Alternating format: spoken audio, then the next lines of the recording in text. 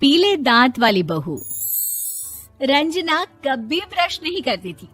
उसे कितनी बार उसके माँ बाप ने डांटा, लेकिन उसका कोई असर उस पर होता ही नहीं था, जिस कारण से उसके दांत पीले पीले हो जाते हैं। शादी के बाद अरे बहू, वैसे तो तुझ में कोई कमी नहीं है, पर तेरे दांत इतने पीले कैसे हैं बेटा? कैसे मतलब? कोई सर्जरी थोड़ी ना कराइए। वो तो क्या नाम, मैं ब्रश नहीं करती थी तो पीले हो गए। अब क्या करूं? आप कहें तो लाल करवा लूं या फिर काले? यार ये क्या है, क्यों माँ से लड़ रही हो? लड़ रही हूँ? अरे मैं लड़ रही हूँ या ये बोल रही है कि दांत पीले हैं, पीले। अरे तपस्या थोड़ी ना की है इन्हें पीले करने के लिए। बकायदा ब्रश नहीं किया है 20 साल तक, तब जाकर। छी, कैसी बात कर रही हो? ये उस वक्त तो पीले नहीं थे जब हम लोग तुम्हें देखने आए थे। अरे तब साफ करवा लिया होगा डेंटिस्ट के पास जाकर। अब देखो कैसे पीले पीले लग रहे हैं। रंजना सास की तरफ गुस्से से देखती है। फिर शुरू हो गई पीले पीले पीले। अरे पीले तो तब भी थे जब मेरे हाथ का रसगुल्ला उड़ा उड़ा कर खा रही थी और बोल रही थी, लड़की नहीं गुणों का खजाना दे रहे भाई साहब आप। खैर, अब वो लोग करते भी तो क्या करते, पीले दांत वाली बहू पल्ले पड़ी थी तो झेलना तो था ही। एक दिन कीर्तन में रंजना गाना गा रही थी। अरे कमला बहन, माँ का द्वार है, यहाँ तो सब शुद्ध होकर आते हैं, फिर अपनी बहू को ब्रश भी नहीं करवाती तुम। दूर से पीले पीले दांत भक्ति में बाधा उत्पन्न कर रहे हैं। अरे कोई 2 साल की बच्ची थोड़ी ना लेकर आई हूँ मैं बहू बनाकर। अच्छी खासी लड़की है, अरे कैसे करवाऊं ब्रश? ये तो उसे खुद करना चाहिए ना।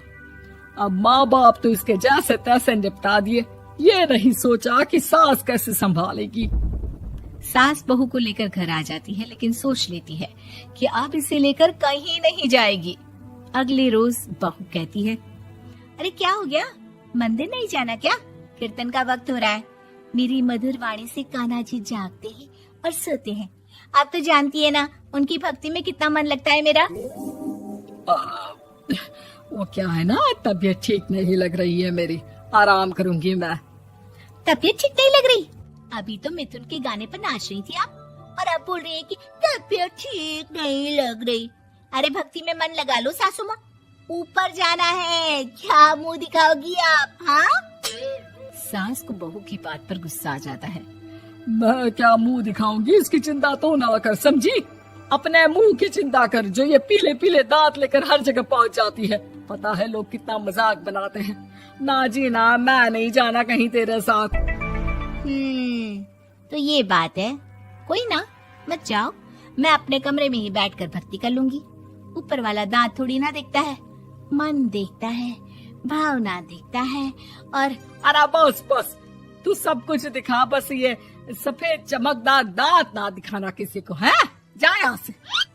बहू को सास की बात का कोई फर्क नहीं पड़ता, वो तो जैसी थी वैसी ही रह जाती है।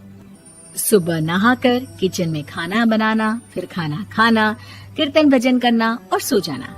एक दिन, माँ जी मैं सहेली के घर जा रही हूँ, शाम को लेट आऊंगी। हाँ हाँ तो जाना, मैंने कौन सा तेरी आरती करनी है घर पर बैठकर। रंजना सहेली के घर जाती है, जहाँ वो पार्टी में जाने की तैयारी कर रही होती है। अरे शिखा, कहाँ जाने की तैयारी कर रही है? मैं गलत वक्त पर आ गई क्या?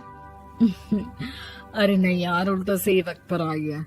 मैंने ये साड़ी और ज्वेलरी निकाली है यार, शाम को इनके ऑफिस की एक पार्टी में जाना है। बताना कैसा लग रहा है ये सब? नहीं यार, इस ड्रेस के साथ तो वो वाली ज्वेलरी अच्छी लगेगी। हाँ हाँ सही बोल रही है, मैंने ध्यान ही नहीं दिया। वैसे तो हमेशा से मस्त फैशन सेंस रखती है। तो बड़ा जाती होगी ना पति के साथ पार्टी में। रंजना कुछ नहीं बोलती, बस सोचती है कि यार काश ये बात सही हो जाती, पर मैं क्यों नहीं जाती पार्टी में? क्या इन लोगों की कोई पार्टी होती नहीं होगी? रंजना घर आती है और रात में पति से सवाल करती है, एक बात बताइए, आप मुझे किसी पार्टी में क्यों नहीं ले जाते? क्या आपके यहाँ ऑफिस में पार्टी नहीं होती? पति बेचारा क्या कहता कि दांत पीले हैं तुम्हारे इसलिए। अरे कोई पार्टी होती नहीं हम लोगों के ऑफिस में, तो कहाँ से लेकर जाऊं? और मार्केट, मॉल, कहीं वीकेंड घूमना, कहीं तो। अरे यार, सारे हफ्ते में एक छुट्टी मिलती है, तो सोचता हूँ कि आराम ही कर लूं। क्यों? रंजना मन मार के रह जाती है। पहले कभी सास के साथ मंदिर जाया करती थी, लेकिन वो भी सास ने ले जाना बंद कर दिया। घर बैठी बैठी रंजना बोर हो जाती है। तभी उसे आइडिया आता है और वो मायके जाने का सोचती है। सासू माँ, 2 दिनों के लिए मम्मी के घर जा रही हूँ। अच्छा अच्छा ठीक है, आराम से जा। और हाँ, माँ से कुछ अच्छी आदत सीख कर आना कि कैसे शरीर के हर भाग की तरह दांतों की सफाई भी जरूरी होती है, समझी? शुरू हो गई ना आप। वो लोग आपकी तरह नहीं है कि छोटी छोटी बात का बतंगड़ बना दे। उन लोगों के लिए मैं मायने रखती हूँ, ना कि मेरे पीले पीले दांत। रंजना माँ को बिना बताए उन लोगों को सरप्राइज देती है, लेकिन जैसे ही वो दरवाजे पर पहुँचती है, अंदर देखती है कि घर वाले कहीं जा रहे होते हैं। अब माँ, काश रंजना दीदी के दांतों वाली प्रॉब्लम नहीं होती, तो वो भी हम लोगों के साथ चलती ना बुआ जी की बेटी की शादी में। हाँ बेटा, लेकिन अब उसे कौन समझाए कि उसको उसके पीले दांत नहीं दिखते, लेकिन उसके आसपास के लोगों को कितना एम्बैरेसिंग फील कराते हैं। मुझे तो कितनी बार उसके स्कूल की टीचर ने शिकायत की कि उसके साथ कोई लड़की बैठना भी नहीं चाहती, और ना ही कॉलेज में कोई उससे बात करना चाहता था। लेकिन पता नहीं क्यों उसे ये बात समझ में ही नहीं आती।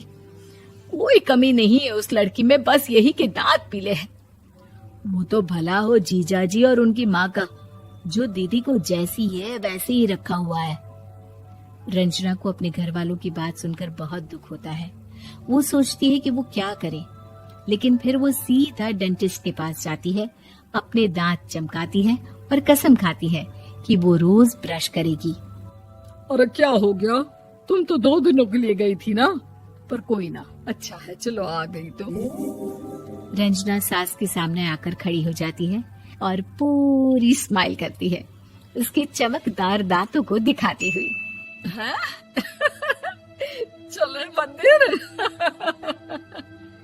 माँ, मुझे माफ कर दीजिए, मैंने आप लोगों को बहुत एम्बैरेसिंग फील करवाया। मैं आज से रोज ब्रश करूंगी।